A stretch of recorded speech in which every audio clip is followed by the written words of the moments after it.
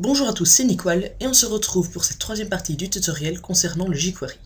Donc dans cette partie, nous allons apprendre à faire une bulle d'information. Donc en survolant une div, on fait apparaître une autre div. Comme ça, je survole le point d'interrogation et j'ai ce tutoriel utilise du jQuery qui apparaît. Donc je vais sur ma page index.html, je vais y insérer mes balises HTML, donc doctype HTML. HTML, je ferme la balise HTML. Dedans, j'ai la balise head, je la ferme. Et la balise body, que je ferme aussi. Donc, dans la balise head, je vais rajouter une balise title. Je ferme le title. Et on va mettre bulle d'information. Comme ceci. Donc si j'actualise, tout ce que j'ai c'est le bulle d'information. Maintenant je vais créer deux divs. La première div qui va porter la classe info, div classe info. Dans cette div nous n'aurons que le point d'interrogation. Et la deuxième div qui va porter la classe explication et qui contient notre texte. Ce tutoriel utilise du jQuery.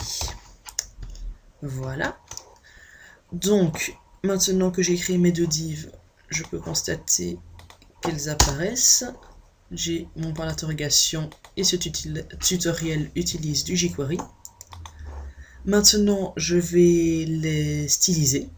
Donc, dans la balise head, je vais rajouter des balises style. Et je ferme la balise style. On va commencer par notre point d'interrogation. Donc, on appelle la classe info, .info.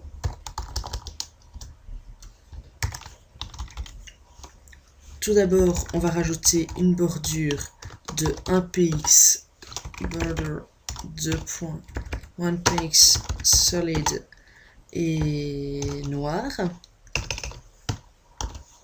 Voilà. Ensuite, je vais faire en sorte qu'elle soit ronde. Donc, border radius, on va dire 20 pixels. On va mettre le point d'interrogation au milieu. Donc, text line center. Je vais voir ce que ça donne. Si on actualise, voilà, notre div prend toute la page. Donc, on va lui mettre une largeur. Width, on va dire 20 pixels.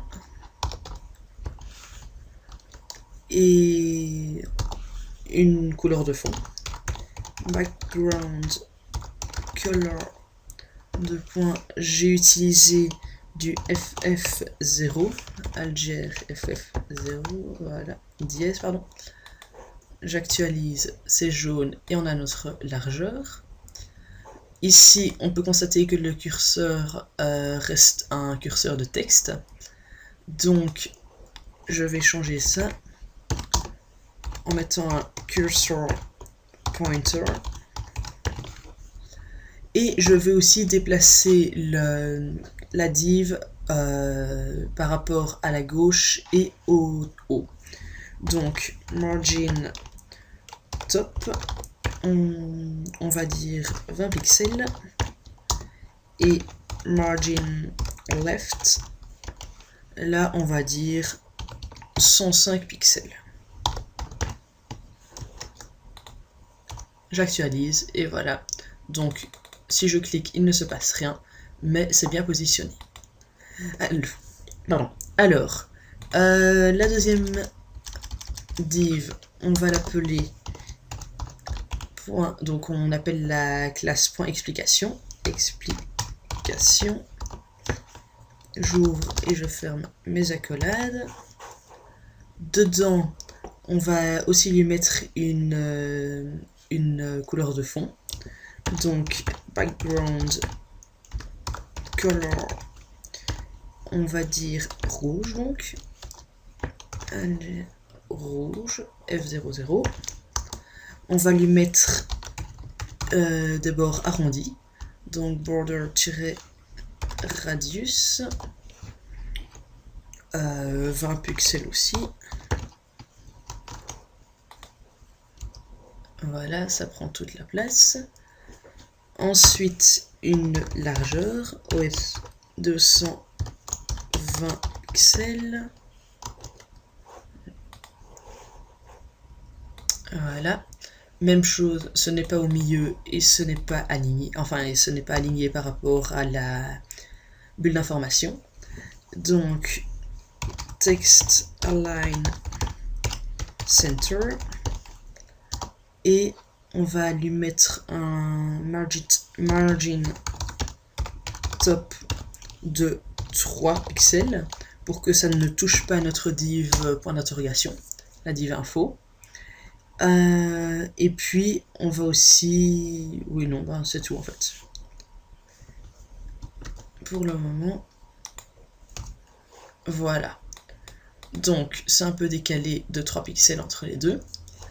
Et maintenant, je n'ai pas envie qu'elle apparaisse par défaut, donc je vais lui mettre un display none pour la faire disparaître. Voilà. Maintenant, on va passer à la partie jQuery. Donc, à la fin de notre balise body, je vais importer la librairie jQuery qui se trouve dans le même dossier, donc jQuery.js. Pour ceux qui ne savent pas comment l'importer, vous pouvez regarder mon premier tutoriel. Le lien se trouvera dans la description. Donc voilà. Ici, script src jQuery.js. Je ferme la balise script et je vais coder sur cette même page. Donc, j'ouvre et je ferme la balise script. De nouveau, $, dedans, point info, l'événement horror, donc si on survole. Si jamais l'utilisateur survole, on rajoute une function. La fonction va faire qu'on affiche la div portant la classe explication. Donc pour ce faire, on fait exactement la même chose. Donc on appelle notre div explication. Et on va mettre .fade in. Donc apparaître, pas directement, mais avec un effet d'apparition qui prend un petit temps. Et on va mettre en lent, slow, donc. Comme ceci. J'actualise. Si je survole, ma div apparaît. Mais par contre, si je pars, elle reste. Donc, c'est pour ça que ici, juste après l'accolade, on rajoute une virgule pour faire le else. Ensuite, function, même chose. Deux parenthèses. Et je continue. Mince, j'ai oublié l'accolade. Ici, donc function accolade. Fermer l'accolade.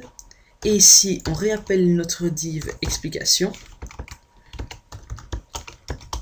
Point explication. Point fade out. Fade out. Et on va mettre en fast pour que ça disparaisse rapidement. Donc, pour la vitesse, vous pouvez mettre soit slow, soit fast entre apostrophes. Et si vous voulez mettre du temps, donc on enlève les apostrophes et on peut mettre par exemple 4000 millisecondes. Ça va donc faire 4 secondes. Je vais vous montrer, ça va mettre 4 secondes pour apparaître totalement. 1, 2, 3 et 4, voilà. Et maintenant ça a apparu, et si je quitte, eh bien ça disparaît.